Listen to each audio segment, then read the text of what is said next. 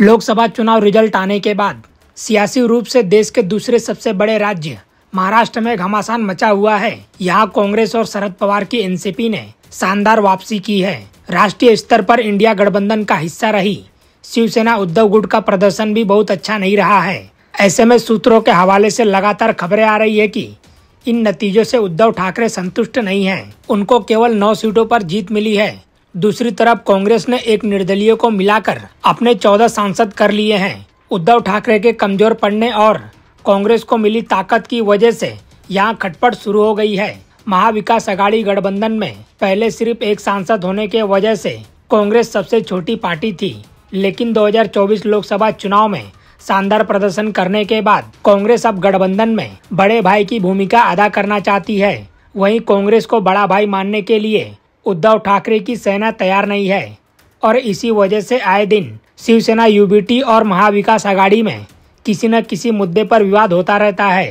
ताजा विवाद महाराष्ट्र विधान परिषद चुनाव को लेकर खड़ा हो गया था, जहां ठाकरे ने बिना कांग्रेस से चर्चा किए विधान परिषद की चारों सीटों पर उम्मीदवार खड़े कर दिए। नाराज कांग्रेस नेताओं ने भी 2 सीटों पर उम्मीदवार का नामांकन दाखिल करा दिया। सीट बंटवारे के मसले को हल करने के लिए नाना पटोले लगातार उद्धव ठाकरे से संपर्क करने की कोशिश करते रहे, लेकिन उद्धव ठाकरे ने न तो नाना पटोले का फोन उठाया और न ही कोई जवाब भिजवाया। नाना ने मीडिया से बातचीत में अपना पक्ष रखते हुए कहा था कि मैंने मातोश्री फोन किया था, लेकिन उनका कोई जवाब नहीं आया।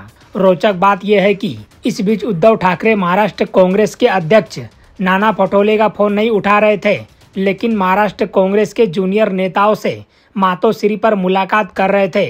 नाना की नाराजगी पर जब आदित्य ठाकरे से सवाल पूछा गया तो उन्होंने सीधे जवाब देने के बजाय उन्होंने कहा कि इस मुद्दे पर हमारी पार्टी के प्रवक्ता जवाब देंगे।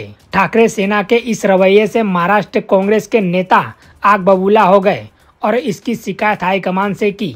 कुछ ही महीने बाद होने जा रहे महाराष्ट्र विधानसभा चुनाव में नुकसान न हो, इसलिए कांग्रेस हाईकमान ने हस्तक्षेप किया और मंगलवार की रात उद्धव ठाकरे से बात कर विवाद को हल करने की कोशिश की।